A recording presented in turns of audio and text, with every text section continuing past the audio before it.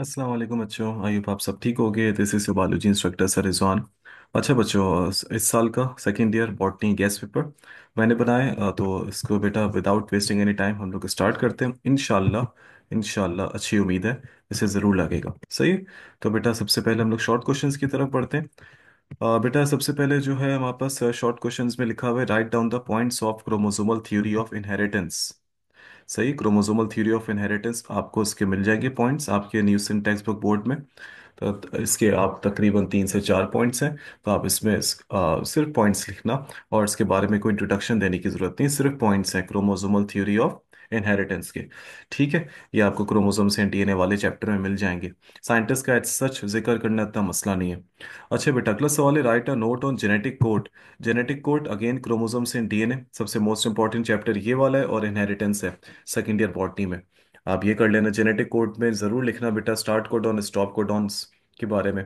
सही है। और जेनेटिक कोड में आपको कोई टेबल बनाने की ज़रूरत नहीं, वो वाला पूरा 64 कोडॉन्स वाला। ओके, 61 कोडॉन्स वाला। अच्छा बेटा, क्वेश्चन नंबर 3 है, draw karyotype of male and female Drosophila. ये 10 ईयर से बहुत आया हुआ है पुरानी बुक में भी था ये वाले topic. Male and female Drosophila का आपको सिर्फ कैरियोटाइप बताना है। सही, थ्योरी एज सच डिफाइन करने की जरूरत नहीं, कैरियोटाइप बना दो बॉक्सेस में, चार चार क्रोमोसोम्स, बस हो गया। कलर्स की भी जरूरत नहीं है। अगला सवाल है बेटा, right a note on trisomy 21। Trisomy 21 बच्चों क्या होता है? Down syndrome. तो इसमें आपका पूरा सिम्टम्स, इसमें पूरा एक प्रॉपर नोट लिखना है। सही है, तकरीबन एक पेज में आ जाएगा आराम से। आज अगला सवाल है बेटा, इसी चैप्टर में से क्रोमोसोम से डीएनए चैप्टर में से म्यूटेशन का ये लास्ट टॉपिक है आई गेस। और ट्राइसोमी 21 ये मतलब आखिरी आखिरी टॉपिक्स में है। इस टॉपिक का नाम है बच्चों phenyl ketonuria, defined phenyl ketonuria, जिसको हम लोग शॉर्ट फॉर्म में कहते हैं पीकेयू। सिर्फ इसमें एक पैराग्राफ लिख दो, काफी है। अगला सवाल है बेटा, राइट डाउन, मैं इसको थोड़ा सा और जूम कर लेता हूँ। अगला सवाल है बच्चों, write down 7 contrasting characters in P plant. P plant में 7 कॉन्ट्रास्टिंग करेक्टर्स। सही है, आपको 7 के कॉन्ट्रास्टिंग करेक्टर्स लिखने हैं। रेशो वेशो कोई जरूरत नहीं है, ये मिल जाएगा आपको इनहेरिटेंस चैप्टर में, मेंडल्स वाले चैप्टर में। सही, इनहेरिटेंस चैप्टर के ही सवाल है आगे। शॉर्ट क्वेश्चंस में लिखा हुआ है, डिफाइन इनकम्प्लीट डोमिनेंस एंड को डोमिनेंस। तो इनकम्प्लीट और को डोमिनेंस को आपको क्या करना है? डिफाइन करना है। और सिर्फ एक एक पैराग्राफ, इसमें कोई क्रॉस ऐसा जरूरत नहीं है, अगर डिफाइन लिखा हुआ हो तो। नोट है तो आप इसके क्रॉसेस भी बना देना।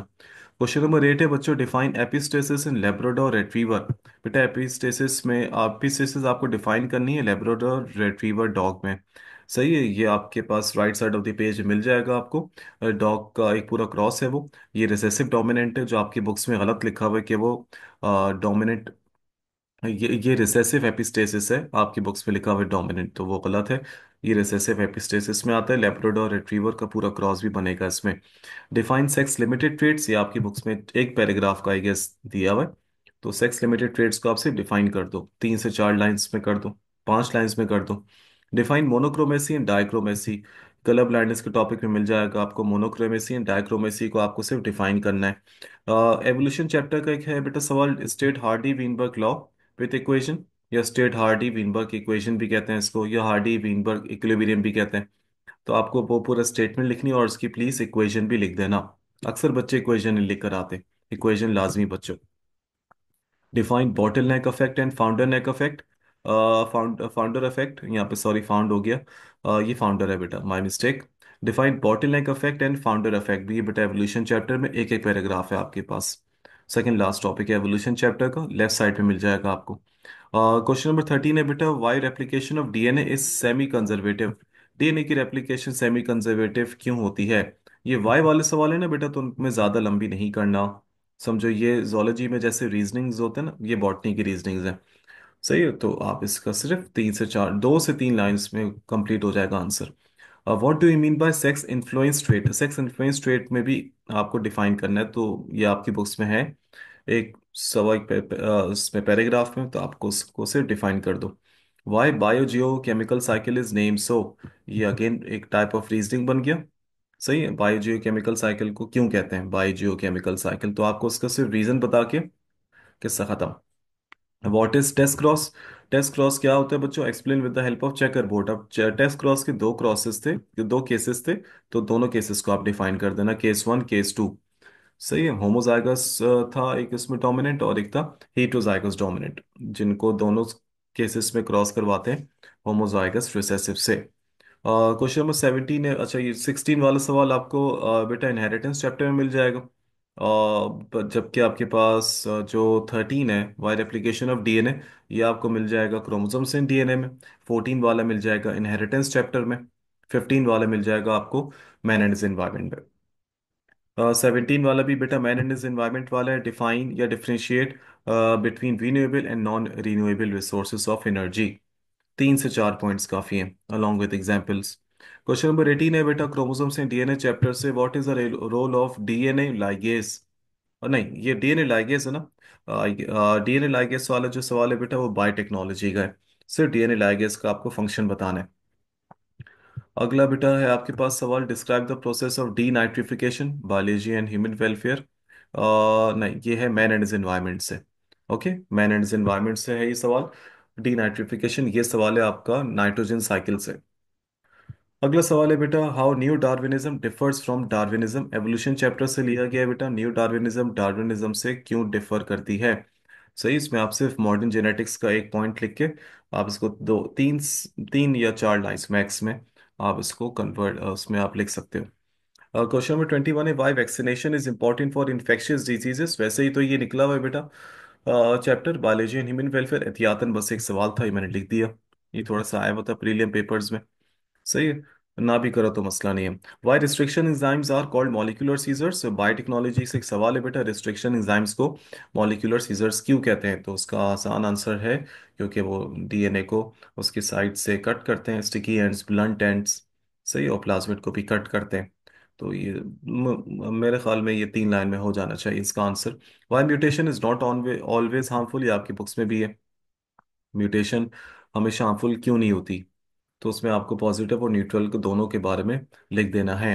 Right a note on tissue culture बेटा, ये थोड़ा सा वो आंसर है इसका, जो थोड़ा सा ऊपर हो जाएगा, इसका पेज एक एक पेज से तो ऊपर होना चाहिए, क्योंकि इसमें आपको टिश्यू कल्चर पे नोट लिखना है, ये थोड़ा सा बड़ा नोट है। और इसमें जो है आपका एग्जाम्पल में anther culture, ovary culture, embryo culture, कोई सी भी एक लिख देना। एंथर कल्चर लिख दो, मसला नहीं। इनहेरिटेंस वाले चैप्टर में से ब्लड ग्रुप वाले टॉपिक में से एक सवाल आया हुआ है, why O negative blood group person consider as a universal donor. O negative blood group person universal donor क्यों माने जाते हैं। सही है, तो इसमें आपको सिर्फ आंसर लिखना है, एंटीजन एंटीबॉडी का जिक्र करना है, आपका आंसर फिनिश। अब बेटा अब बढ़ते हैं लॉन्ग क्वेश्चंस की तरफ। व्हाट इज सक्सेशन, डिस्क्राइब जिरार्क और हाइड्रार्क सक्सेशन। मैन एंड एनवायरनमेंट में एक बहुत अच्छा खासा लंबा टॉपिक है बेटा ये। हाइड्रोसीड कहते हैं हाइड्रार्क को, जीरो सीड एक और नाम है जिरार्क का। और इसमें बच्चे थोड़ा सा इसलिए फंसते हैं, इनकी हेडिंग्स जो हैं वो आपको पता है थोड़ी सी टफ है, मतलब स्पेलिंग वाइज और प्रोनाउंसिएशन। तो बेटा जो भी आपको याद हो सके कर लो, या हाइड्रोसीड या जीरो सीड। मेरा मशवरा ये है कि दोनों कर लोगे तो आप सेफ साइड पर होगे। अगर आपने एक याद किया और अल्लाह ना करे वही नहीं आया, वो उसने सिर्फ आपको ऐसे चॉइस नहीं दी जैसे मैंने यहाँ लिखी है, उसने आपने मिसाल के तौर पे आपने याद किया हुआ जीरो सीड, उसने बता दिया कि आप हाइड्रो सी डिफाइन करें, एक्सप्लेन करें, तो फिर तो ये है। अगर आप ये सवाल स्किप करना चाहते हो तो आप बिल्कुल कर सकते हो, लॉन्ग क्वेश्चन सारे थोड़ी करने होते हैं। सही, तो बाकी अगर आपको याद है तो मसला नहीं है, आप सेफ हो। Explain the process of R DNA technology in detail with the label diagram. ये भी काफी लंबा सवाल है। रिकॉम्बिनेंट डीएनए टेक्नोलॉजी की पूरी एक्सप्लेनेशन करनी है आपको along with all the steps, और एक पूरी डायग्राम है, सीधे हाथ के पेज में बड़ी सी डायग्राम बनी हुई है। अगला सवाल है बेटा, ये one of the most favourite सवाल आ जाता है बेटा मेंडल्स वाले चैप्टर में, यानी कि इनहेरिटेंस वाले चैप्टर में। इस सवाल का क्वेश्चन नंबर 3 है बेटा, explain the law of independent assortment in detail with the help of checker board method. सही है, ये तो आपको पूरा इस पे थ्योरी भी बतानी है, क्रॉस भी करना है, पूरा उसका रेशो वेशो सब निकालना है, 9331। आई होप आप सबको याद होगा, आता होगा, ये बहुत आता है। Explain the process of translation in detail. अब मैं थोड़ा सा कंफ्यूज हूँ इस दफ़ा कि एक एक जाहिर सी बात है, एक तो नहीं बता सकता। सही है, तो मैं तो ये कहूँगा भाई आप दोनों कर लो, ट्रांसक्रिप्शन भी, ट्रांसलेशन भी। सही है, किसी वजह से मैंने यहाँ पे ट्रांसलेशन लिखा हुआ है। गैस पेपर बनाते वक्त कुछ गट फीलिंग भी होती है ना, तो अगर आप मुझसे पूछो तो दोनों बोलूंगा, लेकिन और स्पेसिफिक पूछोगे तो बिस्मिल्लाह पढ़ के बस मैंने ट्रांसलेशन बता दिया। सही है, तो ये है बात। और इसमें बेटा क्वेश्चन नंबर 5 है एवोल्यूशन वाले चैप्टर में से, explain the theory of natural selection. आपको पता है बच्चों ये कौन सी थ्योरी है? ये थ्योरी है डार्विन थ्योरी। सही है, डार्विनिज्म के नाम से आ जाए, थ्योरी ऑफ नेचुरल सिलेक्शन आ जाए, और आपके पास थ्योरी ऑफ ऑर्गेनिक एवोल्यूशन आ जाए। सही है, तो ये सब डार्विन थ्योरी का एक और नाम है। तो पूरी थ्योरी आपको लिखनी है, सारे पॉइंट्स, ये लंबा सवाल है काफी। सही है, explain sex linkage inheritance in human. Sex linkage inheritance आप समझाइए ह्यूमंस में पहले, उसके बाद फिर एक्स लिंक इनहेरिटेंस बतानी है जेनेटिक क्रॉस के साथ। अभी काफी बच्चे पूछते हैं कि सर इतना लंबा सवाल है, कहाँ इसमें क्या करें? ओ भाई, सेक्स लिंकेज आप सिर्फ डिफाइन कर दो, एक्सप्लेन कर दो, वो हो जाएगा आधे पेज में इंशाल्लाह। सही, उसके बाद फिर आप एक्स लिंक के बारे में बताओ। एक्स लिंक में दो आ जाती हैं आपके सिलेबस में, कलर ब्लाइंडनेस भी है और हीमोफीलिया भी है। तो आप इन दोनों में से कोई एक कर लो। और हीमोफीलिया करने का ही फायदा है, उसको डिफाइन करने के बाद जो है वो उसका क्रॉस नीचे बना हुआ है। कलर ब्लाइंडनेस का कोई क्रॉस नहीं है ना? कलर ब्लाइंडनेस का एज सच एक उल्टे हाथ के पेज पे एक पेडिग्री बनी हुई थी, लेकिन मतलब उससे ज्यादा कोई समझ नहीं आता उससे। कर सकते हो, लेकिन पुरानी सिंटेक्स बुक बोर्ड में आप सब बच्चों को पता है कि मैंने 4 क्रॉसेस भी आपको प्रैक्टिस करवाए थे। तो कर सकते हो, अगर वो जो न्यू सिंटेक्स बुक बोर्ड में क्रॉस बना हुआ है left side of the page में, तो वो भी आप कर सकते हो। हेमोफीलिया जरा ज्यादा अच्छा है, इसमें पूरा दिया हुआ है, इसमें पूरा केस दिया हुआ है एक। Explain the steps of nitrogen cycle in detail, जरूर करते हुए जाना बेटा। Biology and human welfare, sorry, man and is environment में ये एक सवाल है। इसकी डायग्राम ऐसा जरूरी नहीं है, खैर हो गई है, आती है तो वेल एंड गुड, नहीं आती तो कोई मसला नहीं है। लेकिन नाइट्रोजन साइकिल की पूरी आप स्टेप्स सीक्वेंस में लिखना। देखो एक ये सवाल हो गया नाइट्रोजन साइकिल, और एक पहला वाला दिस वन। ये वाले जो सवाल है ना बेटा, इसमें हेडिंग सीक्वेंस में आएंगी। दोबारा बता देता हूँ, हाइड्रोसील याद करो, जीरोसील याद करो, सबकी हेडिंग्स आएंगी सीक्वेंस में, और उनकी एग्जाम्पल्स लाजमी लिखना।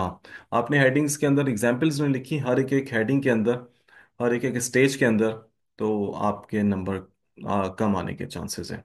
सही है, इस सवाल की बात कर रहा हूँ। तो आई होप बेटा ये आपको गेस्ट पेपर से इंशाल्लाह ज़रूर अच्छी तैयारी हो जाएगी।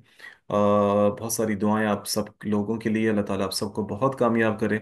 अपने सर को भी दुआओं में ज़रूर याद रखना। बेस्ट ऑफ लक आपके तमाम एग्जाम्स के लिए इंशाल्लाह। और अल्लाह ताला आप सबको बहुत कामयाब करे, आमीन। मिलते हैं इंशाल्लाह नेक्स्ट वीडियो में, अपना बहुत सारा ख्याल रखिएगा। अल्लाह हाफिज़।